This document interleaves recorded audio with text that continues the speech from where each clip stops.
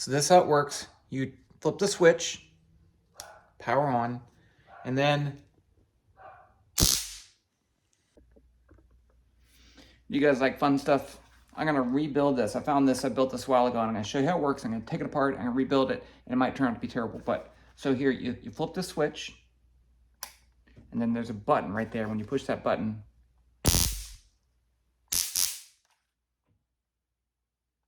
okay, so I want to take it apart. I put this in an old RC controller for something, just because it had the battery holder. But I want a better battery holder, and maybe a little light to indicate that it's armed.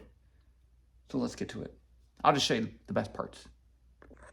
Okay, so I have it taken apart. I just want to show you. Battery pack goes to a push switch, which came apart, and that's connected to this thing. This is this, I can't remember what it's called, but I ordered it on Amazon. It wasn't very much. It's basically a high voltage transformer. And then up here, there's a Lego piece separating the two wires that produce a spark.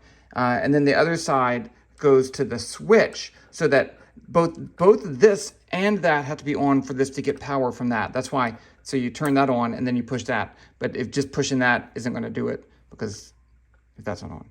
That makes sense? But I want to take this all apart. I want to see if I can use a 9-volt battery instead, because it'll be smaller. And then maybe have a light on here too. Does that make sense? Okay. Okay, so I tested it with this 9-volt battery, which is not fully batteryized, so it was only like 7.5 volts. So then I'm gonna put it on this one. Now, I think that, and I did find a second one of these things. Yay. I'm assuming the green wire is negative and the red's positive. I don't actually know that it matters, but so let's just put this right here and touch this to this right here.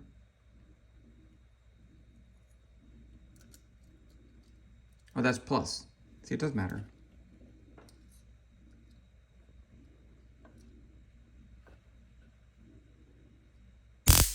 It scares me all the time. I love it. So I have a red LED. This is a 500 ohm resistor. And you can calculate the resistance need to light this up so that it doesn't burn out, but I don't know the current, so I'm just gonna guess. And if it's not right, so I have the positive and then to the 500 and then to the negative. Let's just see what happens. It's on. So let's do that. Okay, so I added the switch. So the 9-volt, it goes to the positive, and then it goes to the resistor, and then the switch. So the switch is off right now, and then I close the switch. If I do that right, close the switch, turns on. Okay, so I think this will work, and I can put the rest of the circuit for the driver on here. Well, I'm gonna do it on the breadboard and see if it works. So I added the switch right here. So it goes from the battery, then it goes to this plus and minus bar over here. And then from the switch, I really have two parallel circuits. Excuse me. I have two parallel circuits. One that has the switch going to the LED and back, and one that goes to the same switch to the button and back. So it's off right now. Let's try turning it on. I'm kind of scared. And I have the thingy right there. Oh wait, you know what? That's not very close together. Now I'm scared. Okay, let's see. Let's push this. I'll fix it. I wasn't even recording. Okay, so I drilled a hole, and that's for my switch. I'm gonna put the light right above it, and then another hole for the button. Let's see if that'll work. Update. Okay, so it's getting a little messy. I've got my switch in there, and I got long wires coming out here, so I'm gonna connect everything up. And then I was having oops, I stuck that stupid thing. I was having problems with the button, so I glued the button, messily glued to this actually part of a pin. I'm gonna stick it in there and hold it up so that I can hold it into that hole. Because this one I'm worried about, because as you push it, it's gonna come loose. So I need to make sure that it's really in there well. And so that's what I'm using this for. And then the other thing I did was I added these nails on the end of the sparker, so it has like a, I don't know. I just kind of like it. Okay, here I am.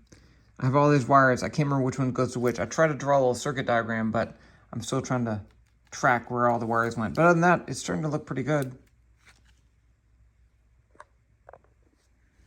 New plan. So I was having problems with all the wires. So I cut it in half. And that way I can rebuild everything on this side while it's open and glue things or do whatever I need. Even use the breadboard in there, cut that in half. And then I'll put it back together. This is gonna be nice. So I shouldn't do this, but I did. I had this little breadboard, hacksawed it in half, and now I can put this in there and I can build my circuit just like I had before. It's gonna be way easier. Sorry, I forgot to give an update. So there's my board. This is the same thing. I got the switch in, the two switches in there, the push switch, the other switch. I've got the LED. I've already tested the LED because I was afraid about that. But you know, it's still a little bit of wiry, but I think it should work. I think I got everything plugged in, so I'm gonna test it and then get it all together, glue it back together or tape it back together and be done. I finished it. So the battery's sticking out. I taped this thing up a little bit, but so this is how it works. You flip the switch, power on, and then my kids are